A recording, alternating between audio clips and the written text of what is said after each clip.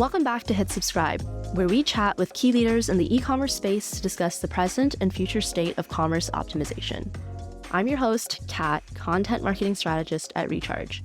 On today's episode, we chat with Jason Latshaw of Herd & Grace to discuss how they balance having a higher price point with acquisition and marketing, and ways that they've really innovated in elevating the customer experience.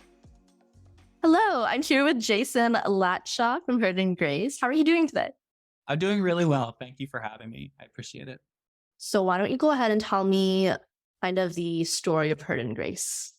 Sure, absolutely. So Herd & Grace is a artisanal upscale premium protein home delivery service. So it grew very organically out of kind of a parent company here in Los Angeles called Think Culinary, which has for years now provided upscale proteins from around the world to Michelin-rated restaurants, five-star steakhouses in Los Angeles, California, the entire Southwest.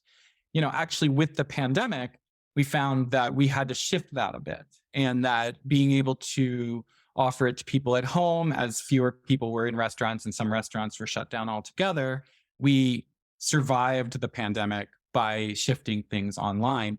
And then coming out of the pandemic, we decided to formalize this and not just be kind of an offshoot of Think Culinary, but its own brand. And that's when Herd & Grace was born. And it was conceived as really trying to capture this upscale restaurant experience, but bringing it home. And so this is different than, a Home Chef or a Butcher Box, because this isn't necessarily, unless you're very affluent, an everyday experience. You're not eating this steak for dinner on a Tuesday. This is for anniversaries and celebrations and birthdays. And, when you have something, when you really want to make an event special, that's what Herd & Grace is for, because these are some of the finest steaks that you'll find in the world. We have Wagyu and barley fed and grass fed. And so that's been our strategy. It's like, how do we deliver kind of a celebration, the finest steaks? The experience is going to be top notch every time. That's been our vision. That's been our strategy. Since we launched at the beginning of the year, so far the response has been really gratifying and exciting. So since it's not really marketed as an everyday experience, what is the general cadence that you guys offer to your customers? Well, we do still offer once a month, but we'll offer up to once every 6 months in terms of subscription. Okay. And then we do also offer, by the way, one-time boxes. We have a box that's for like grilling in the summer. We have a box that's for the holidays. We have different boxes that kind of seasonally are available throughout the year. But most of our customers do subscribe. Normally, the average is like every other month, I would say. And then how much do you get in that one package? Is there options for like how much you get? Absolutely. We actually have 3. So you can either pick like a preset curated box that has a theme, a Wagyu box or a grass-fed box or something like that. People can choose exactly what they want to go into their boxes, even on a monthly basis. So we have 3 levels. We have kind of the bronze, gold, and platinum, because some cuts are obviously a lot more expensive than others, and they can then choose how much they have. But in general, I would say anywhere between probably £5 and £20 is what the boxes have on a monthly basis. Nice. That's very exciting. So you do offer it kind of on a regular cadence if the customer wants. It's quite flexible. And then you are doing memberships now? Yes. So one of the things that also I think sets us a little bit apart is we do have a membership model where if you become a member, there are certain perks. Like, first of all, you get a gift of $150 worth of steaks right off the bat. But it's envisioned as kind of this like VIP experience. So you get a discount off of every order. You get free shipping. You get an $80 shipping credit. So free shipping for most people. But if you're really far away and you order something really heavy, you might have to pay a little something, but you save the $80. And then on top of that, we kind of look at ourselves as like the neighborhood butcher shop, especially now in America, a lot of neighborhood butcher shops don't exist anymore. So if you're part of the club and we're able to source like a rare cut that's barely ever available. And this happens a lot because generally what you can find in a grocery store is pretty limited, right? Because most good cuts of steak go to restaurants. And so if you're part of our membership club, you'll get a notification for us like, hey, just so that you know, we have a small batch of Wagyu outside skirt. And this is something you're not going to be able to find in a grocery store. You're not going to be able to find really anywhere else. This is hard to find if you're not a restaurateur. And so that's a pretty exciting perk as well for being a member, is you get actually like exclusive access to those kind of cuts that sell out very quickly. Since it's not exactly like the home chef kind of experience, do you also still offer instructions on how to cook the meat? Or is it really just here's this great experience and then you kind of give that freedom up to the customer to figure out how they want to cook it? We give them options of kind of best practices for cooking a steak. And it does vary. Like if you look at, we have a product page for every cut that we have. And so on there, you can see kind of recommended serving ways. And there are different methods for different cuts. Of course, like a tri-tip is going to be different than a filet mignon and that kind of thing. And so we will give best practices. And we also have a lot of recipes on our site, but we're not necessarily selling an entire meal like Home Chef. So it is kind of like, here's the best practices. Here's Right. how to enjoy a great steak. One thing that is, to brag about our steaks a little bit is we really have the philosophy that our steaks taste so good. They're raised the right way. They're prepared the right way. They don't require a lot of like other things to make them taste good. So when it comes to recipes, most of our steaks are good with just like a little bit of salt on it. I mean, honestly. Right. And anything else you want to add or do with it, that's, fine. But sometimes we just like to have the natural flavor of the steak take center stage. Yeah, that's like what comes with really high quality steaks, right? So, sorry, random side note, but like I had a hyperfixation phase on like steaks during the pandemic and went through all of those recipes of like ways to cook steak. And always it was like if you find a really good piece of steak, you really want the flavor of it to come out. You only really need maybe like butter and salt or something like just to bring the So flavor out, but you don't need to like season it like you would chicken, for example. exactly. And, growing up, I was a ketchup kid. Like I was obsessed with Me ketchup. I put it on. too. I still, by the way, I still like ketchup, but now I understand why a good chef might get a little offended when you ask for ketchup with your steak or any kind of like steak sauce, even because that's mostly then what you taste. You can't taste the steak so much anymore. So we have some great recipes for sauces and stuff like that, but we do also encourage people like just trust the steak, like try the steak. It's Trust the really, process. trust the Yeah. Okay, so that sounds great. I can definitely see the perks of having a membership. And honestly, it's interesting because I think prior to the pandemic, this probably wouldn't have appealed to me much at all because it just feels so like bougie. But like post pandemic, I'm so in. I'm like, wait, that sounds like actually a really good deal and experience to be able to have at home. And you mentioned briefly that, you just kind of launched your program and it's been doing kind of well. Can you tell me how it's been doing in terms of have you seen a great acquisition or retention? What kind of results have you seen? Yeah, I think one thing, and I've worked in other industries with other clients for a long time now. One of the things that's kind of exciting about this is the ROAS on the initial order is because our price point is so high, like the ROAS is really, really high, like a 3.5 or a 4.5 even. Even if the customer acquisition is fairly high, again, on the first purchase, the ROAS that we're seeing is like 4.5, which is really exciting. One thing that we've learned, which makes sense, but I don't think we initially expected it or knew that this would happen for sure. But a lot of customers are buying the box without a subscription first, and then we work to convert them into the subscription and the membership, which intuitively actually makes sense when you think about it. Like it's such a high price point. Why should they commit to a membership before they know whether they even like the taste of the steaks and that kind of thing, and before they've experienced the quality? But that's one thing that we've realized. Also, that it takes about 2 weeks of awareness before a customer will jump in the first place. So we've kind of learned that, all right, we need to expose this. We've exposed people to how amazing this is for at least 2 weeks. Then they buy the box. And then we need to tell them about all the great perks of being a member and of subscribing and locking in some savings quantity too, because this is small batch protein. Like we import most of our protein from Australia and Tasmania, and those are from small farms and ranches. Like the cows have at least a 1 cow per acre ratio. So it's pretty incredible when you think about here in California, driving up the fives, you will drive by these entire fields of cows just packed together.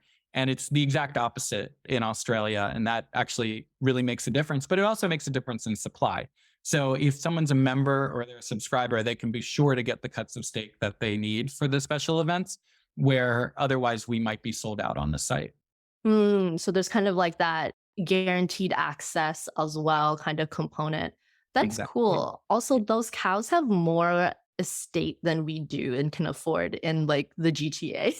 I mean, honestly, you kind of get jealous of them when you watch the video. They're by the ocean.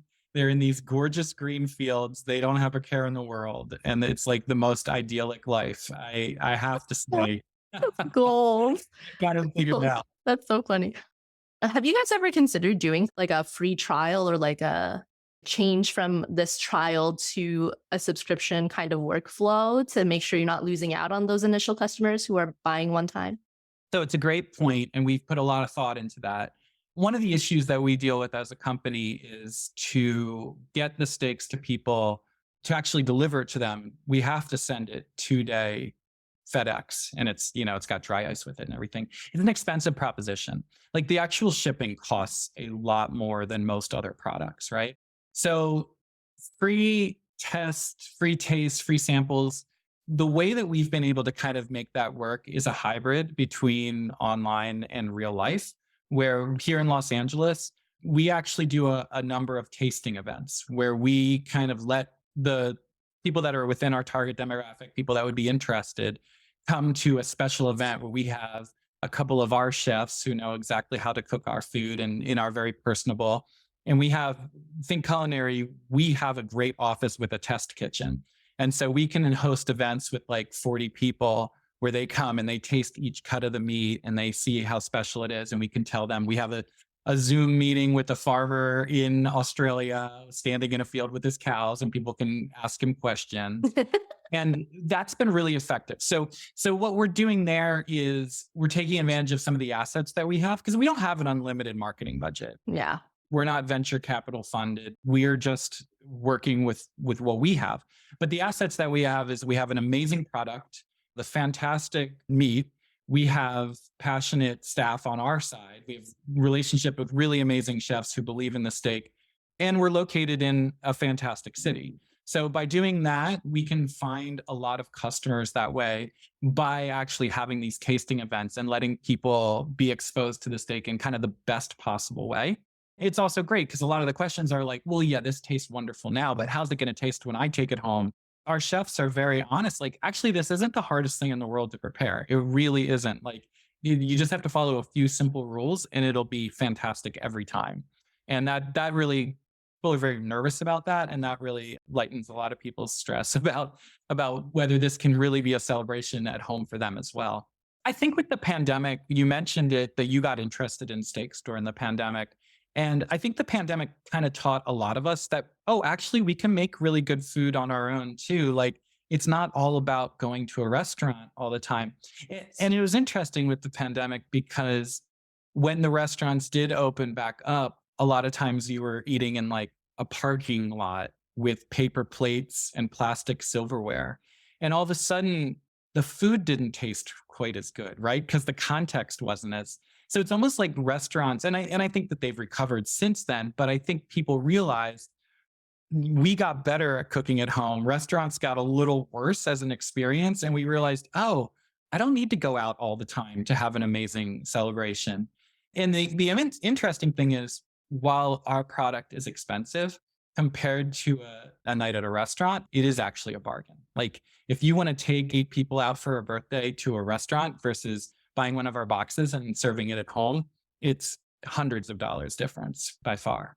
That's actually amazing and a really good point too. And I think this is a conversation that I've had with a few people.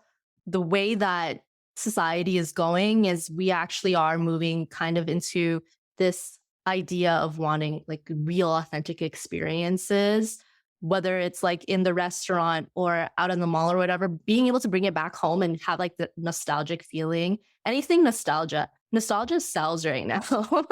And it brings up a good point. It's one of the reasons I'm really excited about Herd and Grace is because in Tasmania, which before I started working on this, I'm embarrassed to admit, I did not know is an island off of the coast of Australia, but it is. It's part of Australia, the state of Australia.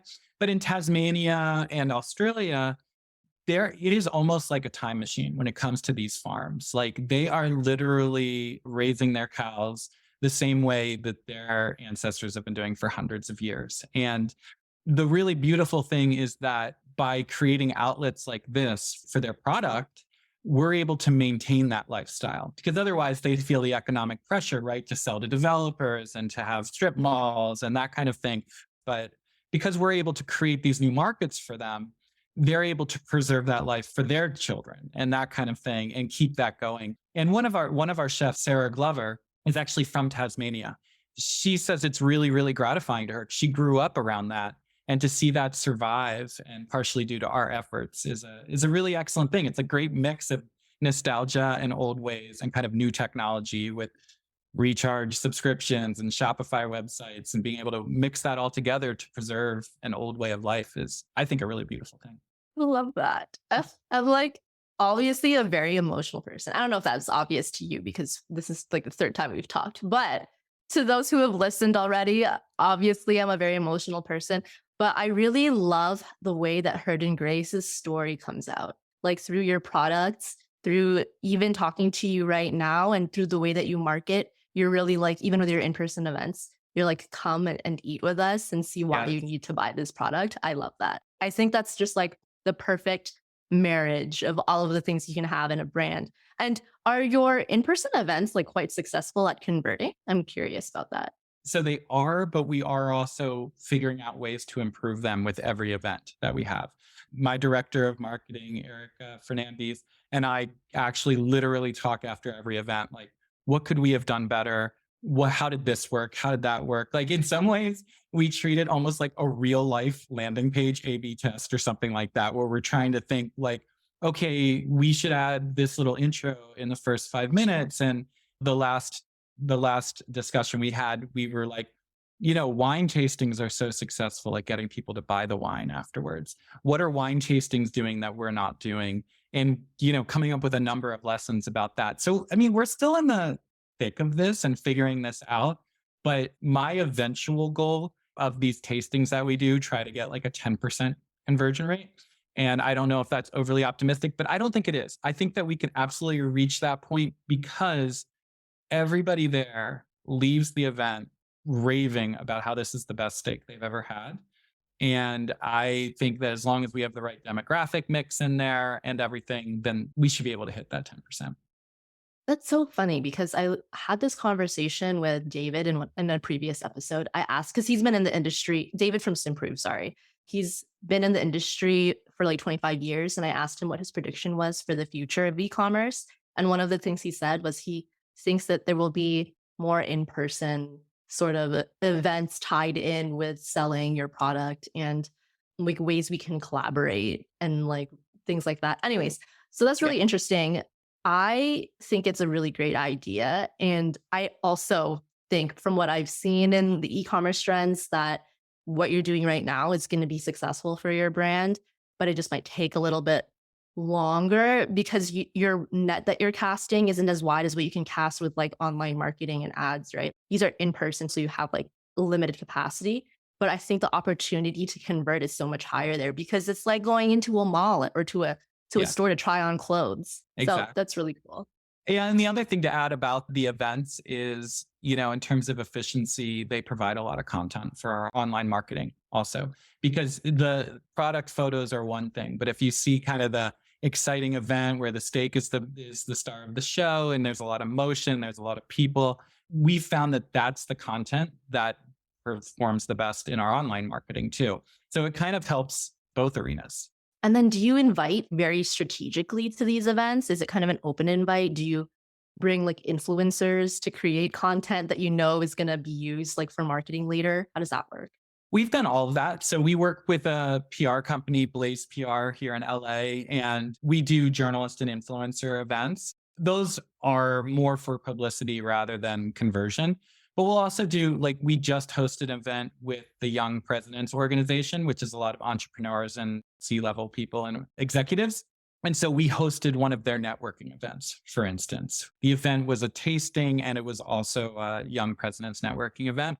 We'll do that kind of thing where it's kind of like an organization of people that we think would be interested in this. We'll host events for them as well. Like we have another one coming up where it's a woman in Los Angeles who has a following because she offers like cooking classes. And so she's going to have a lot of her fans come and she's going to cook Herd and Grace steaks for them and teach them how that works and then recommend that they buy the Herd and Grace as well. So there's a number of kind of different reasons. At some point in the future, I could see in certain cities actually setting up like tastings that people can register for, make it a ticketed event even or something like that. So we have all that on the table. We're trying to figure out the very best way. Again, we have to be innovative because we don't have this, normally the answer is just spend millions on advertising, but we don't have an unlimited budget to spend on advertising. So we have to be kind of nimble with what's the very best way to make people aware of this product. Yes, innovate, innovate, innovate. That I think is the theme for all D2C and e-commerce brands this year with all of the changes. That's amazing. So I'm curious, once you've gotten a customer converted, how do you keep them and get them to stay? What ways are you kind of working on your retention? We have a very human-based approach to that. One of the advantages of having customers that are worth a lot of money is you can invest a lot of attention in every single one of them. So we actually have people on our team who will look at all the different customers. I mean, we also will have like automated text, kind of the standard automated texts that go out, automated emails. But one of the things that we're finding is that our people really do value kind of a personal touch. We have almost a concierge approach with that, where if we see that we have a really good customer who hasn't purchased anything in a month, we will actually reach out to them via email and say, hey, this is Nick here. I just want to let you know we have a free Wagyu if you buy this box going on this week. And it's a really good steak. It's a ribeye. It's normally $120, but we got an excess amount from Japan and we want you to know, I'd love to send you some. Would you be interested? And our customers like that kind of approach. They're, again, it's trying to create this, the entire brand is to make people feel like, oh, this is a special product. This is a special part of my life. When it comes to customer service, we really try to minimize any negative experiences whatsoever and turn anything into a positive experience, even if it starts off negatively. But we found that we're still figuring out just how scalable that is. And we're trying to do automations as well. But right now, both in conversion and in retention, we find that kind of VIP, people will even say, is this a real person? Like, prove that you are a person. Right. Yeah. If a person can prove that they're a person, because they are, people respond really well to that. So interesting. And that seems to be a recurring theme that I've heard from merchants here and like talking to them at ChargeX. Customers really respond well to humans. Yeah, I think that it's interesting because I think that there's certain places where people might appreciate automation, which is like maybe change my order or cancel my order, like little simple things like that.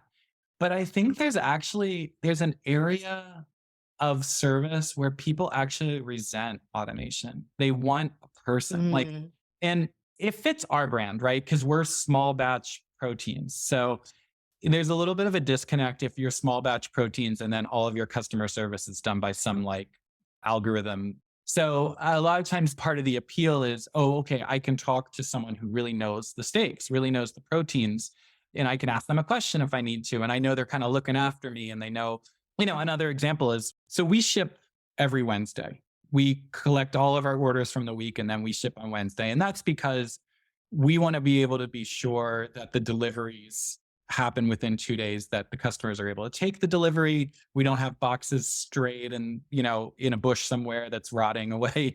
We want to have control over it. So we tell all of our customers, order by Tuesday at noon. They ship on Wednesday. They're 2 days. They'll be delivered by Thursday or Friday. Make sure you're able to take delivery of it. We had one customer who needed delivery by Thursday. She was local. She was in Los Angeles. And, normally we would not be able to guarantee that.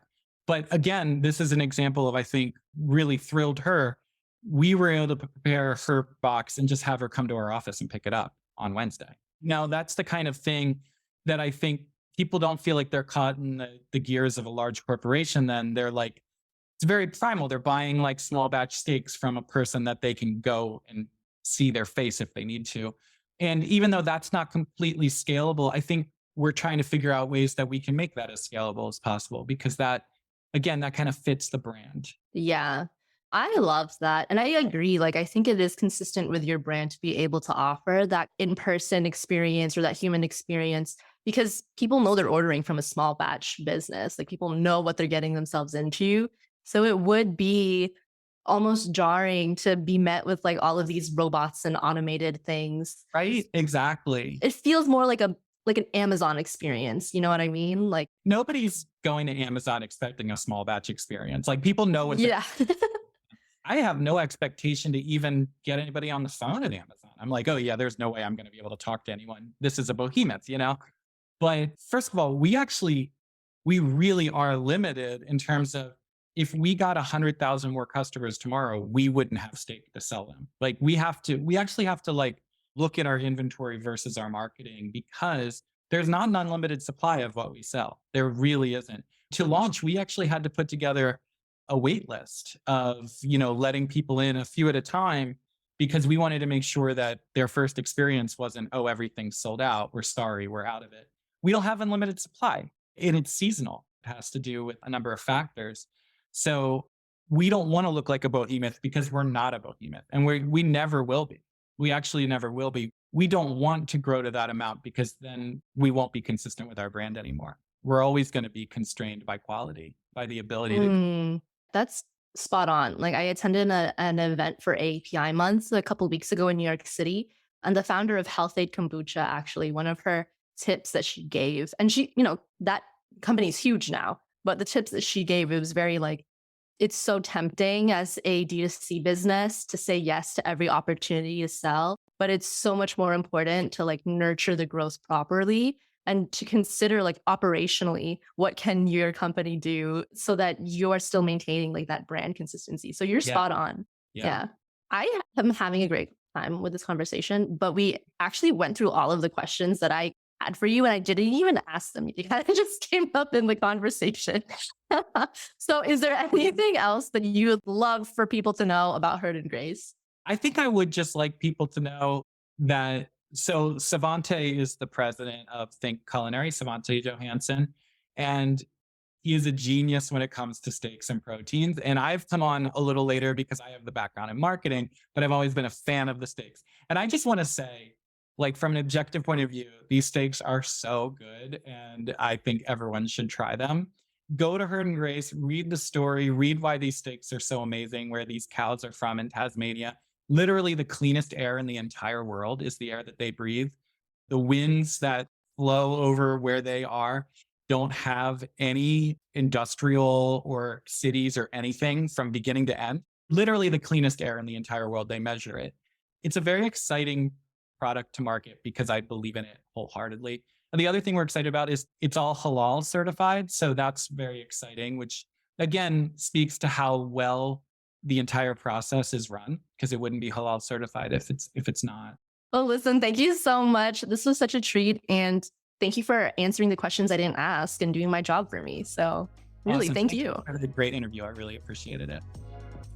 We want to thank Jason once more for joining us, and you can find Heard & Grace at heardandgrace.com.